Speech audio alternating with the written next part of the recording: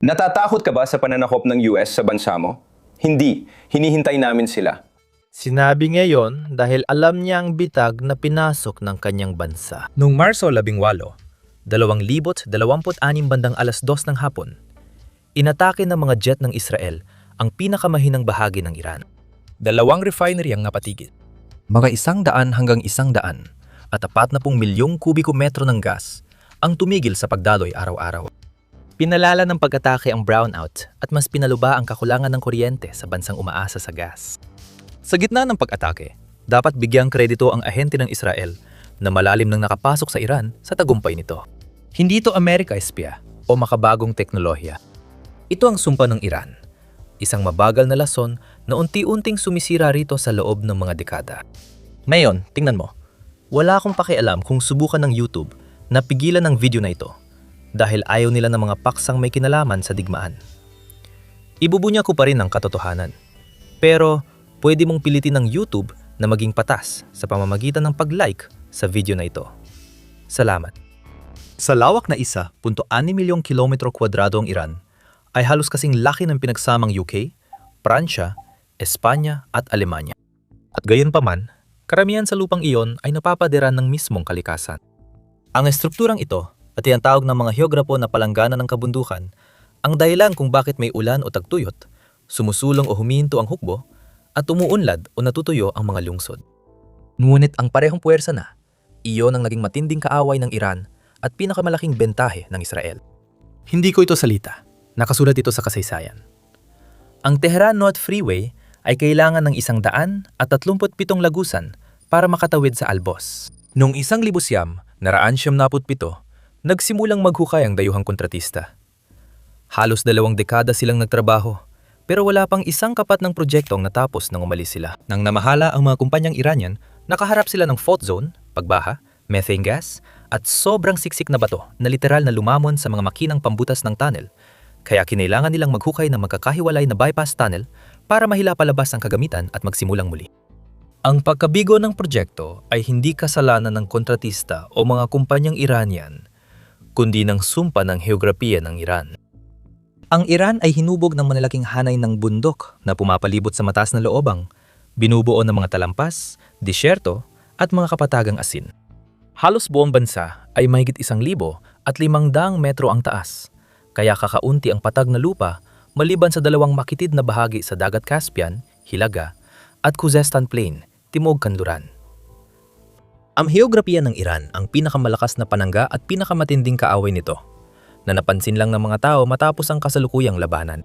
Pero ito na ang humuhubog sa buong laro ng geopolitika sa loob ng mga dekada. Ang Iran ay may 1,200 at 1 trilyong cubic feet ng likas na gas. Iyan ay mga 18% ng gas sa buong mundo, pangalawa lamang sa Russia. Ang South Peri sa Persian Gulf, ang pangunahing bahagi, kalahati ng pinakamalaking gas field na kasama ang Qatar. Parang superpower ng Iran. Ang field na yon ang pangunahing pinagmumula ng domestic gas ng Iran, na bumubuo ng higit 80% ng enerhiya ng bansa.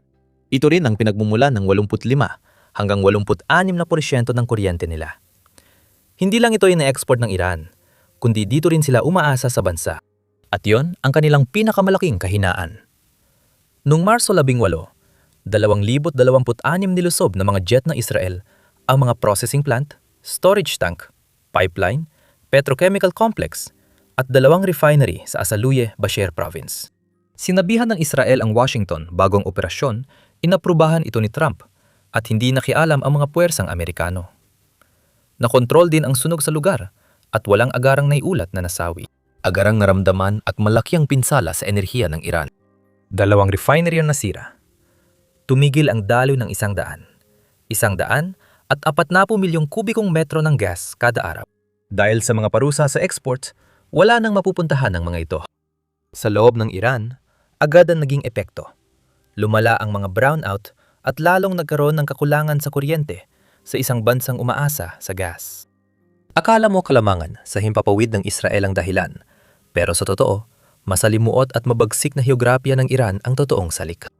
Bukod sa pisikal na pinsala, ibinunyag ng pag-atake ang mas mahirap na katotohanan para sa Tehran. Sa pagtuon ng 70% ng supply ng enerhiya ng bansa sa isang lokasyon, gaano man ito kalayo, o gaano man ito kahigpit ang depensa sa papel. Nagbigay ito sa kalaban ng isang malinaw na target na madaling hanapin at tamaan. Bakit ko nasabing ang heograpiya ng Iran ang pangunahing tagapagligtas nito? Noong Hunyo 2025, inatake ng US ang Iran sa Operation Rising Lion. Tindarget nito ang infrastrukturang nuklear at balistikong missile ng Iran. Ayon sa mga opisyal ng Iran, buo pa rin ang programa dahil ang mahahalagang pasilidad ay itinago sa ilalim ng mga bundok, malayo sa abot ng karaniwang lakas ng himpapawid. Hindi yon aksidente. Doktrinang ganap na binuo batay sa heograpiya. Nang sinabi ng mga opisyal ng Iran na naghihintay sila, seryoso sila. Noong digmaan ng Iran at Iraq noong dekada 80, pumasok ang puwersa ng Iraq sa Iran at sumalpok sa Zagros. Naging halos walang silbi ang kanilang mga hanay ng nakabaluting sasakyan na mahusay sana sa patag at bukas na lupa. Sinagkaan ng mga taluktok at lagusan ng pagsulong. Pinabagal ang lahat at ginawang halos imposibleng makalusot ng tuluyan. Isipin mong may makabago kang teknolohiya at nalampasan mo na ang Zagros at Arbos Mountains kahit mahirap. Nasa Iran ka na, pero mas malala pa ang naghihintay sa'yo. Ang Central Plateau ay ang gitna ng bansa, binubuo ng mga basin na nasa 900 metro taas. Napapalibutan ito ng parehong mga pader ng bundok na dinaanan mo. Dahil sinasalo ng mga bundok ang halos lahat ng ulan mula Caspian o Mediterranean, kaunti lang ang umahabot sa loob ng bansa. Di talaga dumarating ang ulan. At ang nagiging resulta nito sa silangang bahagi ng talampas ay ang pagkakaroon ng dalawa sa pinakamalupit at walang patawad na disyerto sa buong mundo. Una ay ang Dasht Karvir, ang dakilang disyertong asin. Talagang may mga ilog na nabubuo rito tuwing tagsibol, na pinapakain ng natutunaw na nyebe mula sa mga nakapaligid na tuktok ng bundok. Ngunit wala namang patutunguhan ang mga ilog na iyon. Walang labasan ng talampas, kaya ang tubig ay naipon sa mga mabababang bahagi at nananatili roon sandali. Pagkatapos ay tatamaan na ito ng tinding init ng araw sa taginit. Pinapasingaw nito lahat, iniiwan ng makakapal na kristal na asin na tinatawag na kavir. Mula rito, parang matibay ang lupa. Pero kapag nilapitan, bumibigay ito. Ang pangalawang Dasht Talut ay UNESCO World Heritage Site. Ibinigay ang titulong iyon hindi dahil kaaya-aya ito, kundi dahil sa tindi ng heograpikal nitong katangian. Isa ito sa pinakamainit at pinakatuyong lugar sa mundo. Malalakas na hangin ang patuloy na dumadaan dito. Hinuhubog ang lupa sa malalaking mga guhit ng buhangin at gumagalaw na mga buhangin na hindi kailanman nagkakapareho ng hugis. Ang gitna nito ay nasa humigit kumulang 300 metro sa taas ng dagat, mas mababa kaysa sa nakapaligid na talampas. Kaya hinihigop nito ang init papaloob at pinananatiling wala ang anumang halumikmik. Hindi ito matitirhan, hindi lang paminsan-minsan o panapanahon, kundi likas na kalagayan nito. Magkasama, ang dalawang disyerto ay nagsisilbing silangang pader na kasing hirap tawirin ng Zagros sa kanluran. Ang anumang kwersang lalapit sa Iran mula Afghanistan o Pakistan ay didiretso sa hadlang na ito. Walang mga linya ng supply sa rutang ito at walang maasang mga daanan sa Karvir, kundi mga hiwa-hiwalay na oasis na pinaglalayo ng mga distansyang mas mabilis umubos ng rekurso kaysa kayang mapunan ng alinmang hukbo. Kung ganon, paano namumuno ang Israel laban sa Iran? Alam nila kung saan at ano ang tatamaan at kung ano ang dapat iwasan. Kaya naman ginagamit ang Israel ang pinakamalaking kalamangan nila, ang pagiging dominante sa himpapawid. Akala ng marami, nagamitan ng Israel lahat ng kahinaan ng Iran. Pero sa totoo, bahagya pa lang ang nagagawa nila. Kamakailan lang, nabanggit ng Israel na may daan-daan pang target sa Iran na pwedeng tamaan at maaari ring simulan ng Israel na gamitin ang lihim na kahinaan ng Iran. Kita mo, nasa pagitan ng 70 at 75% ng mga Muslim sa Iran ay 12 Shia. Iyan ay nasa pagitan ng 66 hanggang 70 milyong tao. Kaya ang Iran ang walang kapantay na sentro ng populasyon ng pandaigdigang Shia. Ang konsentrasyong yan ay hindi basta-bastang nakakalat sa buong bansa. Halos eksakto itong tumutugma sa sentrong lugar ng mga nagsasalita ng Persian, gaya ng mga probinsyang ito, kung saan hindi magkakahiwalay ang pagkakakilanlang Shia, kapangyarihan ng Estado at buhay kultural. Isa lang silang pinagsamang sistema. Sa kabilang banda, ang mga Sunni Muslim ay opisyal na bumubuo ng 5 hanggang 10% ng populasyon. Ang problema, karamihan sa mga komunidad na ito ay nasa hangganan lang ng Iran. Kurdish Sunni sa kanluran, Turkmen sa Hilagang Silangan, Baluch sa Sistan Baluchistan at Arabong komunidad sa baybay ng Golpo. Lahat ng rehiyong ito Bukod sa relihiyon, ay may parehong pattern. Mas mahirap, mas rural, at mas mahigpit ang bantay. Mas malayo sila sa kapangyarihan kaysa sa sentrong Shia na pinalilibutan nila. Ang distansya mula sentro at gilid ay isa sa pinakamatagal at maingat na pinamamahala ang tensyon sa estadong Iranian. At hindi ito tuluyang nawala. Ipinapakita ng kasaysayan na ang magkakahiwalay na komunidad ay madaling pagsamantalahan ng kalaban. Ang heograpiyang tinawag na sumpa sa Iran ay naging dituwirang pinagmumulan ng hanapbuhay para sa libo-libo. Ang Zagros sa Iraq at silangang bulubundukin patungong Afghanistan at Pakistan ay may tuktok na 3 hanggang 4,000 kilometer na hinati ng malalalim na bangin, kagubatan at mga niyebeng daanan. Karamihan dito ay hindi mararating na mga sasakyan. Imposibleng mabantayan ng buo. Sa kabila ng mga daan, may mga komunidad na eksperto at may henerasyong karanasan sa paggalaw sa mga lugar na di kayang pasukin ng dayuhan, lalo na sa dilim. Diyan nag-ooperate ang coal bar. Umabot sa 300,000 Kurdish na porter ang nagbubuhat ng 25, 70 kilo sa likod at umakyat ng ilang oras sa paikot-ikot na daan sa bundok. Dalang telebisyon, air conditioner, tsa, sigarilyo at alak. Mula sa malayo, parang gumagalaw na tuldok lang sila sa gilid ng gurol. Malapitan, sila'y mga ama at anak mula sa probinsyang di naabot ng legal na ekonomiya, ngunit sa mga daang iyon, may dumaraan ding mas madidilim na bagay. Ang mga grupo ay nagdadala ng subsidized gasolina at gamot mula Iran papuntang Pakistan at Afghanistan, habang ang heroin, opio at meth mula Afghanistan ay bumabalik sa Tarkay at Iraq. Pareho ring rutang dinadaanan ng armas. Sa Iraqi Kurdistan, gumagamit na ang mga smuggler ng drone at paraglider sa mga lugar na lantad na pati daan sa bundok. Hindi maisara ng mga bundok ang hangganan at dahil sa kahirapan, patuloy pa ring tumatawid ang mga tao. Natuklasan ng mga kartel na marunong gumamit ng dalawang ito ang pinakamahalagang smuggling route sa mundo. Ngunit, ang pinakamalaking problema ng Iran ay ang etnikong pagkakatulad nito sa wasak na estado ng Pakistan. Ang Sistan at Balochistan ang pinakamalaking lalawigan ng Iran. May reserba ng gas at mineral. Ngunit isa sa pinakamahirap na lugar sa bansa. Ang mga Baloch dito ay Sunni sa Shia na bansa, iba sa mga Persian, at alam nilang kakaunti lang ang yaman ng Iran na napunta sa kanila. Ang pagsasamang pagkakakilanlan, relihiyon, at kapabayaang pang-ekonomiya ang sanhi ng mababang antas ng pag-aaklas dito mula 2004. Tuloy-tuloy ang mga pag-atake sa IRGC, checkpoint ng pulis, at infrastruktura, kaya hindi ito lubusang napigilan ng Tehran. Noong 2023, ang Jaish el-Adal, militanteng grupong Sunni na aktibo sa magkabilang panig ng hangganan ng Iran at Pakistan, ay pumatay ng 11 Iranian na pulis sa isang atake. May sariling problema ang hangganan dito. Noong Enero 2024, inatake ng Iran ang mga kampo ng Jaish el-Adal sa Pakistani Balochistan at may napatay na sibilyan. Gumanti ang Pakistan, tinarget ang mga lugar ng Baloch Liberation Front sa loob ng Iran. At ang dahilan kung bakit tinawag kong sirang estado ang Pakistan ay dahil sa aktual na sitwasyon. Halos hindi na nito kontrolado ang sarili nitong Balochistan. Nag-alsa rin sila laban sa hindi pagkakapantay-pantay at kalupitan. Dalawang bansa, parehong nilalabanan ng mga militante, pero nagpapaputukan sa hangganan na hindi nila kontrolado dahil ang disyerto at bundok dito ay wala sa ilalim ng pamahalaan ng alinman sa kanila. Armas, droga, mandirigma, lahat ito madaling mailipat saan mang lugar. Kung magdadagdag ka pa ng digmaan dyan, mapapansin mong kapos na sa puwersa ang IRGC. Hayagang tinanggap ng mga militanteng Baloch ang pag-atake ng US at Israel sa Iran, na nakikitang oportunidad ang kaguluhan. Ang ideya ng nagkakaisa at malayang Greater Balochistan na sumasaklaw sa Iran, Pakistan at Afghanistan ay nagbibigay ng mas malakas na dahilan sa mga grupong ito para lumaban kaysa kaya pang pag-usapan ng Tehran. Hindi talaga nakontrol ng Iran ang lalawigang ito, kahit nung tahimik pa. Ngayon, nagdagdag pa ito ng panibagong labanan na hindi na kayang harapin ng bansa. Malaki rin ang epekto ng heograpya sa formal na hanapbuhay ng mga Iranian. Ang lalawigan ng Kerman sa Timog ay may Sheshmeh Complex, isa sa pinakamalalaking deposito ng tanso sa mundo na may 5% ng kilalang tanso sa isang lugar. Mas mataas ang ranggo ng Iran sa zinc at tingga dahil sa napakayamang deposito gaya ng Mahdi Abad sa Yazd at Angoran sa Zanjan.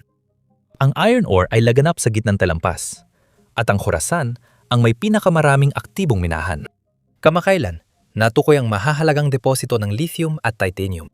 3 kapat ng trabaho sa pagmimina sa Iran ay mula sa mga materyales na hindi hydrocarbon, hindi langis, hindi gas, kundi mga metal, ore at industrial na mineral na bihirang mapabalita sa buong mundo pero tahimik na bumubuhay sa buong ekonomiya ng mga lalawigan. Kaya labis na nakatuon ang trabaho sa isang delikadong sektor.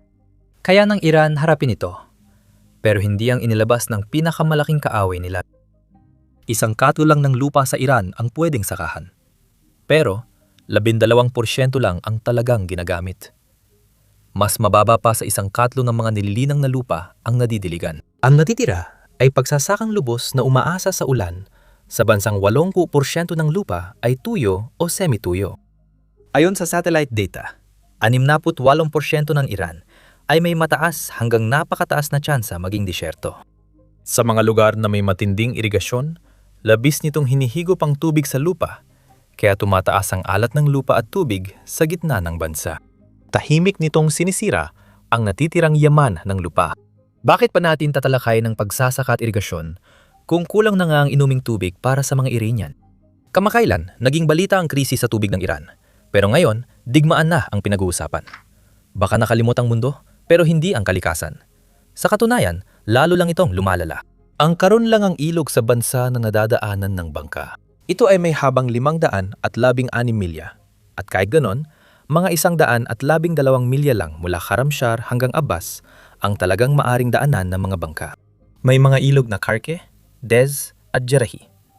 Naglalagay sila ng matabang latak sa Khuzestan Plain. Walang pambansang network ng tubig na nag-uugnay sa mga ito. Noon, nilutas ng mga Iranian ang problemang ito gamit ang inhinyeriya at kahanga-hanga ang kanilang nagawa.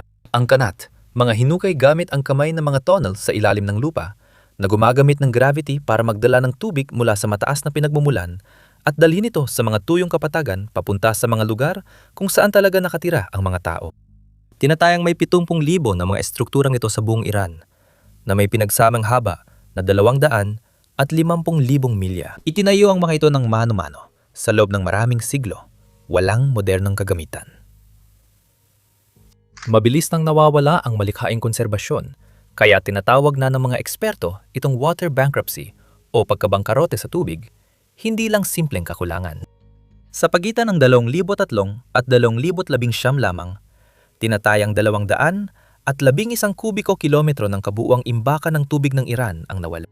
Ito ay higit sa doble ng kabuuang taunang konsumo ng bansa, nawala sa loob lamang ng wala pang 2 dekada. Ang World Resources Institute ay naglalagay sa Iran sa hanay ng sa mga bansang may matinding kakulangan sa tubig gamit ang 80 hanggang 100% ng kanilang nababagong tubig taon-taon. Ipinapakita ng trend na bumaba ang supply ng tubig bawat tao mula 4,000 at 500 kubikometro noong dekada 70 sa halos 1,000 kubikometro ngayon, kaya formal ng kabilang ang Iran sa ganap na kakulangan sa tubig. Higit 70% ng natitirang tubig ay ginagamit sa agrikultura, karamihan sa paraang binabaha ang mga bukid. Isa ito sa pinaka-hindi episyenteng paraan para magtanim ng mga pananim na nangangailangan ng maraming tubig sa mga lugar na pinakakulang sa tubig sa mundo. Ang Iran ay nakakatanggap ng 200 at 35,250 mm ng ulan kada taon. Halos kalahati ng pandaigdigang average sa kadupaan. At 82% ng bansa ay tuyo o bahagyang tuyo. Karamihan ng ulan ng mula Nobyembre hanggang Mayo. Kaya mahaba ang tuyong panahon na nagdudulot ng matinding pagsingaw at pagliit o paghinto ng agos ng mga ilog. Nakikikita na ngayon ang mga epekto. Ang sobrang pagkuha ng tubig sa ilalim ng lupa ay nagdulot ng paglubog ng lupa sa Isfahan at Tehran na nagresulta sa pinsala sa mga kalsada at gusali habang unti-unting bumabagsak ang lupa. Sa huling bahagi ng 2025, bumaba sa 12% ang 5 pangunahing imbakan ng tubig sa Tehran, dahilan para isaalang-alang ng pamahalaan ang paglilipat ng kabisera. Ganon din ang kalagayan ng mga lawa. Ang lawa ng Urmia, dating pinakamalaking sa gitnang silangan, ay kapatagang asin. Ang Zayan Derud ay naging tuyong kanal tuwing tagtuyot dahil sa mga dam at paglihis ng tubig. Ilang lawa sa hangganan ng Afghanistan ay lumiit ng husto, kaya ang kanilang natuyong mga palanggana ay nadudulot na ngayon ng mga bagyong alikabok na tumatama sa mga kalapit na sakahan at lungsod at ginagawang isang emerhensyang pangkalusugan ng publiko ang pagbagsak ng ekolohiya. Hindi na napapamahalaan ng Iran ang kakulangan sa tubig. Nauubos ang tubig na nagbigay buhay sa lupain ito at walang bahagi ng kasalukuyang pagtugon ng pamahalaan ang umaabante ng sapat kabilis para mabago yon. Ang mga bundok na panangga sa programang nuklear nila ay naging malaking kalaban din. Noong 1975, Sinimula ng pagpapalawak ng Kendovan Tunnel at tila madali lang ito sa papel. Nang tinanggal ng mga inhinyero ang lumang lining, bumaha ang tubig sa ilalim ng lupa at gumuho ang mga bato. Ang proyektong dapat sana'y inabot lang ng ilang taon ay umabot hanggang 2002. Ang Bakhtiari Dam, planong maging isa sa pinakamataas na dam sa mundo, ay tatayo sa isang bangin sa Zagros. Isang kontratang nakakahalaga ng $2 bilyong ang nilagdaan kasamang China noong 2011, ngunit nakansela ito sa loob lamang ng isang taon at ibinigay sa Revolutionary Guards. Nagkaroon ng mga seremonya, nagtayo ng mga daang papasok, ngunit walang dam na naitayo. Patuloy na naghihintay ang bangin. Ang transport corridor dito ay dumadaan sa makikitid at mahihirap na daan. Magkakahiwalay pa rin ang mga pamilihan dahil mahal ang pagduktong. Magkakahiwalay ang pag-unlad ng mga bahagi ng bansa sa kultura, ekonomiya at lohistika. Ang parehong kalupaan na siyang pinakamalaking depensa ng Iran ay isa rin sa pinakamatagal at pinakamalalang suliraning panloob nito. Sa gitna ng problemang ito, may dalawang halimaw. Una, ang kabundukan ng Zagros.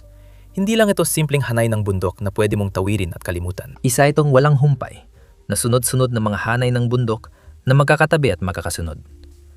Umaabot ito ng 900 at 1 milya mula Hilagang Kanluran pababa hanggang sa Bandar Abbas sa kipot ng Hormuz. Maraming tuktok na 3,000 metro ang taas at sa Timog Sentral, may hindi bababa sa 5 lampas 4,000 metro. Sa heolohiya, ang Zagros ay timog ekstensyon ng Caucasus, sinauna at malaki, na parang sadyang inilagay para harangin ang kanlurang Iran. Ang Alborz sa Hilagang pangalawang sistema. Mas makitid ito pero mas matindi.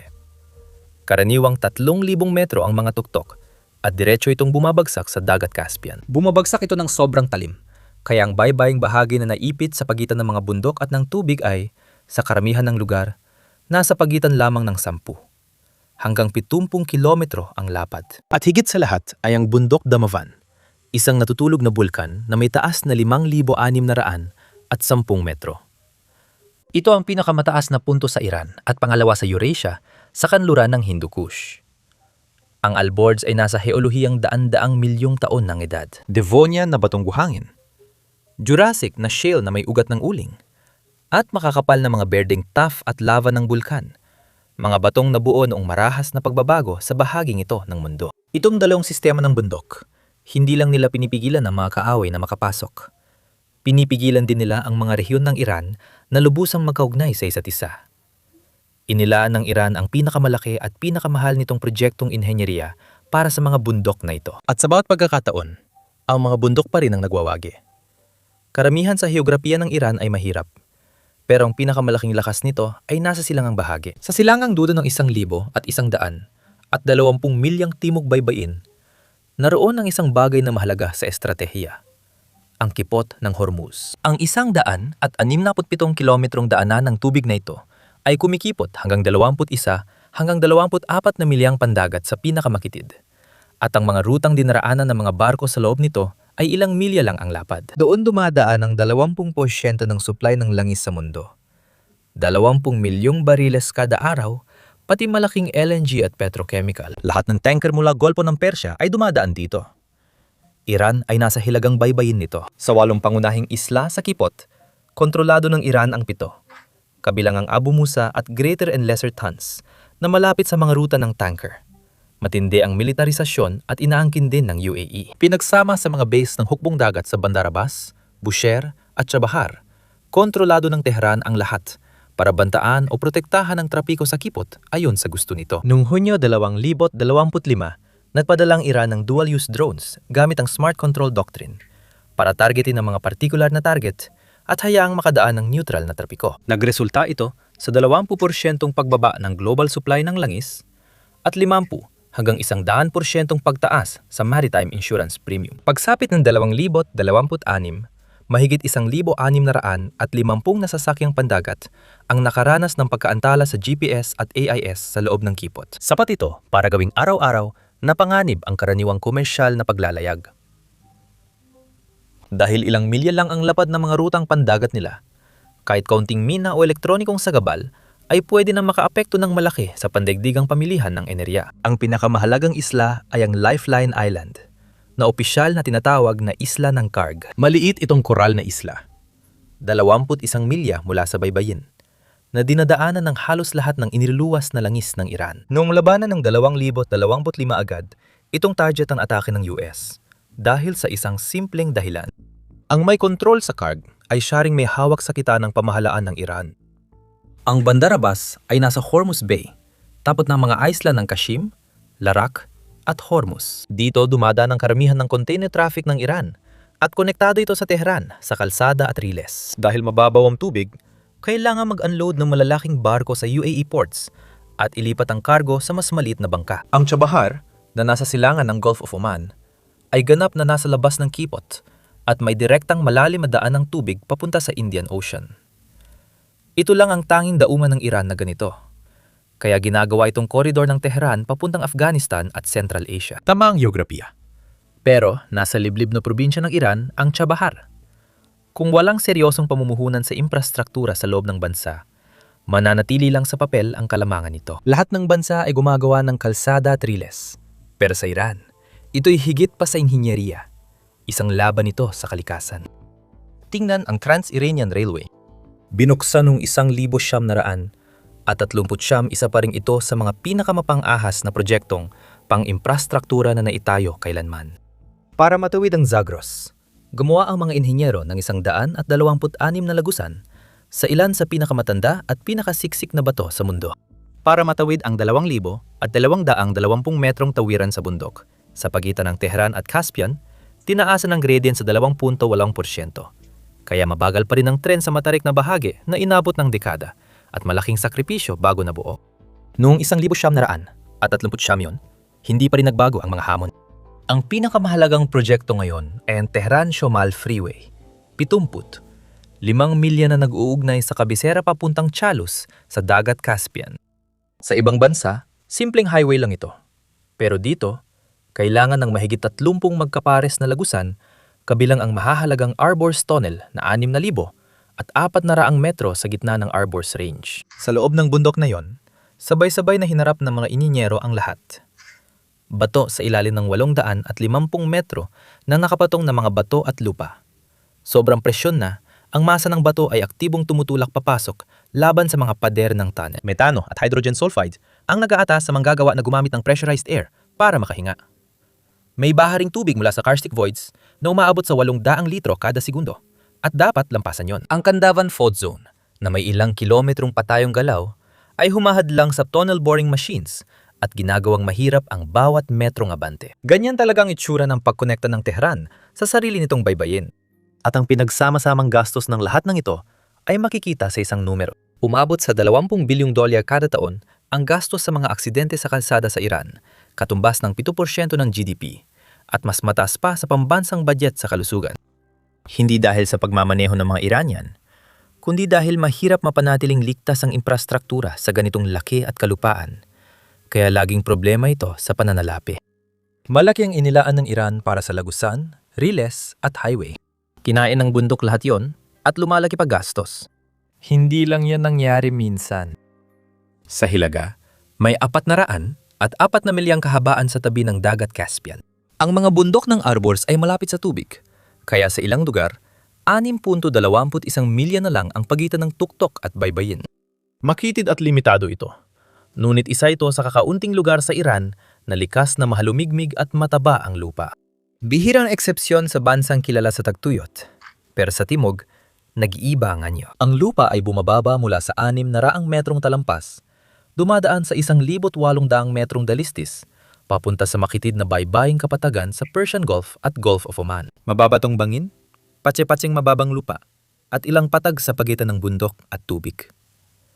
May 13 itong kapitbahay sa hangganan. 7 bansa ang hangganan ng Iran sa lupa. Turkey at Iraq sa kanluran, Armenia at Azerbaijan sa hilagang kanluran, Turkmenistan sa hilagang silangan, at Afghanistan at Pakistan sa silangan. Pinakamahabang hangganan ay sa Turkmenistan, pinakamaikli sa Armenia, na ilang dosenang kilometro lang sa Ilog Aras, at walang hangganan ang madaling daanan. Ang Zagros ang hangganan sa Iraq at Turkey, habang disyerto at tuyong damuhan ang hangganan sa Afghanistan at Pakistan. Mahirap lusubin at bantayan ng mga ito, kaya nanatiling daanan ng smuggling ang mga hangganang hindi kailanman naisara ng pamahalaan. Ang 1,500 at 16 na milyang baybayin ng Iran ay nagbibigay rito ng 6 na kapitbahay sa dagat: Kuwait, Saudi Arabia, Bahrain, Qatar, UAE at Oman na magkakasunod sa Persian Gulf at Gulf of Oman. Sa hilaga, ang baybayin ng Caspian ay kaharapang Russia, Kazakhstan, Turkmenistan at Azerbaijan. 4 pa yon. Ang Iran ay may 130. 160 bilyong bariles ng napatunayang reserbang krudo, katumbas ng 80% ng natitirang langis sa mundo. Karamihan nito ay nasa Timog Kanluran, sa paanan ng Zagros at Khuzestan Plain, pati offshore fields sa hilagang Persian Gulf na dumadaloy sa Karg Island.